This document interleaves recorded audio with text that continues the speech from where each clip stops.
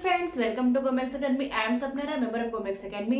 मैं regular channel पे अलग अलग वीडियो अपलोड करती हूँ जो कि आपको आप पे करियर गाइडेंस में काफी ज्यादा हेल्पफुल होती है। तो अगर अभी तक आपने हमारे चैनल को सब्सक्राइब नहीं किया है तो प्लीज सब्सक्राइब कर लीजिए। वीडियो पसंद आने पर लाइक कमेंट एंड शेयर भी करिए। हो सकता है किसी को इस वीडियो की रिक्वायरमेंट हो और उनके पास वीडियो ना हो, तो जितना हो सकता है उतना वीडियो को शेयर करिए। कोई भी क्वेरीज हो तो आप दिए गए नंबर पे कांटेक्ट भी कर सकते हैं। हमारा वेबसाइट है www.gomexamin.com। वहां पर भी जाके आप सारे ही इन्फॉर्मेशन अवेल कर सकते हैं। हमारे और कोई भी डाउट होने पे आप हमारे ऑफिस आके मिल सकते हैं। हमारा 2 ऑफिस है। जो हेड ऑफिस है वो है कानपुर उत्तर प्रदेश में और दूसरा ऑफिस है हरिद्वार उत्तराखंड में। तो आप अपने कन्वीनियंट के हिसाब से कोई सा भी ऑफिस आके, बाकी इन्फॉर्मेशन के लिए आप हमारा व्हाट्सएप ग्रुप भी ज्वाइन कर सकते हैं। मैंने व्हाट्सएप ग्रुप का लिंक डिस्क्रिप्शन बॉक्स में डाल के रखा हुआ है, तो आप वहां जाके ज्वाइन कर सकते हैं। उसमें रेगुलर अलग अलग वैकेंसीज के बारे में भी बताया जाता है। तो कोई भी जॉब वैकेंसी निकलती है तो हम उस ग्रुप में भी पोस्ट करते हैं, तो वहां से आपको काफी ज्यादा हेल्पफुल हो जाएगा अगर आपको जॉब की रिक्वायरमेंट होगी। फ्रेंड्स, आज हम बात करेंगे हार्ड एग्जाम के बारे में। हार्ड एग्जाम क्या होता है, कैसे होता है। हार्ड एग्जाम होता है अगर आपको आबू धाबी में जाके मेडिकल प्रोफेशन में जॉब करना है, जैसे कि लैब टेक्नीशियन, फार्मासिस्ट, नर्स या फिर डॉक्टर, तो आपको हार्ड एग्जाम क्लियर करना पड़ता है वहां के लाइसेंस अवेल करने के लिए। अगर आप हार्ड एग्जाम क्लियर करते हैं तो आपको लाइसेंस मिलता है कि आप आबू धाबी में जाकर मेडिकल प्रोफेशन में जॉब कर सकते हैं।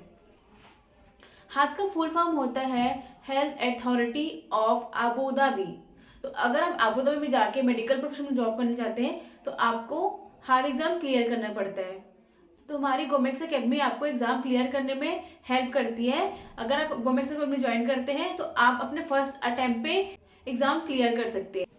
हार्ड एग्जाम में 3 अटेम्प्ट्स मिलते हैं। अगर आप एक बार एग्जाम क्लियर नहीं कर पाए, फेल हो गए, तो आप दूसरी बार दिला सकते हैं।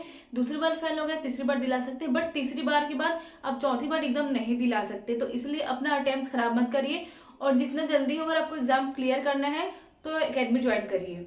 और अगर आप एग्जाम में फेल हो गए तो आपको 3 महीने बाद आप एग्जाम दिला सकते हैं। मतलब अगर आप एग्जाम में फेल होते हैं तो आफ्टर 3 मंथ्स ही आप रिटेक ले सकते हैं एग्जाम दिलाने के लिए, इनरोलमेंट कर सकते हैं। फ्रेंड्स, आज हम बात करेंगे कि आबू धाबी में जाके लैब टेक्नीशियन कैसे बन सकते हैं। बहुत लोग का सपना होता है कि वो आबू धाबी में जाके लैब टेक्नीशियन बने, तो मैं आपको बताऊंगी कि आप लैब टेक्नीशियन कैसे बन सकते हैं आबू धाबी में जाके। तो आपकी एलिजिबिलिटी क्या क्या होती है, आपको क्या क्या डॉक्यूमेंट्स रिक्वायरमेंट होते हैं आबू धाबी में जाके लैब टेक्नीशियन बनने के लिए, तो मैं आपको बताऊंगी। वीडियो के साथ लास्ट तक बने रहिए, मैं आपको पूरी डिटेल प्रोवाइड करूंगी इस वीडियो में। आपके पास सर्टिफिकेट होने चाहिए, diploma or certificate in bachelor in biotechnology.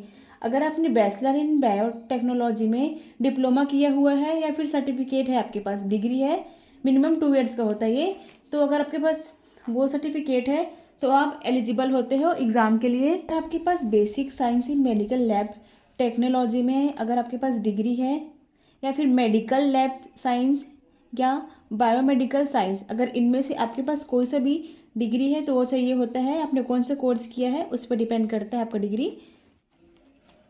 आपके पास वैलिड पासपोर्ट होने चाहिए, डिग्री या डिप्लोमा सर्टिफिकेट आपके पास होने चाहिए, प्रोफेशनल लाइसेंस और रजिस्ट्रेशन कार्ड भी आपके पास होना चाहिए, गुड स्टैंडिंग सर्टिफिकेट ये भी आपके पास होना चाहिए, पासपोर्ट साइज फ़ोटो, ये सारे ही डॉक्यूमेंट्स होते हैं जो आपके पास होने चाहिए।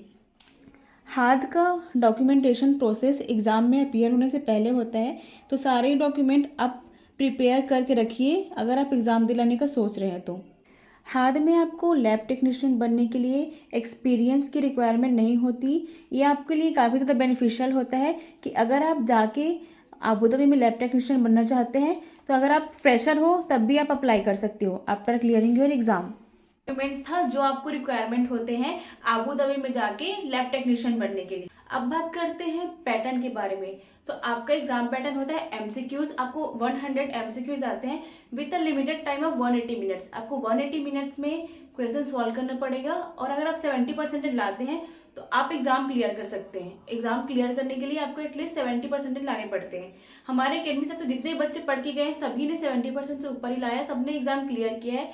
अगर आप भी उनमें से एक बनना चाहते हैं तो गोमेक्स अकेडमी को ज्वाइन करिए और एग्जाम क्लियर करिए।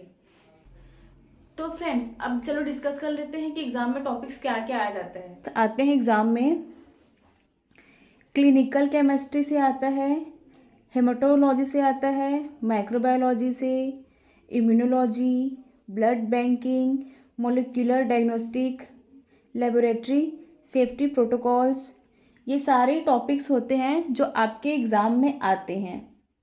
दोस्तों ये सारे टॉपिक होते हैं जो कि लैब टेक्नीशियन के एग्ज़ाम में आते हैं इन हार्ड एग्ज़ाम। तो हमारी अकेडमी आपको पूरा सिलेबस कवर करा के देगी।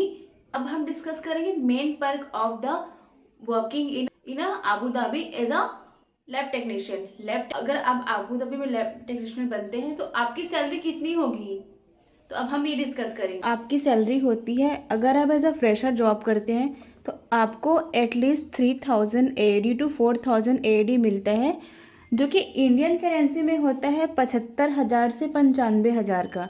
ये आप एज अ फ्रेशर जॉब करते हैं वहाँ पे तब आपको मिलता है।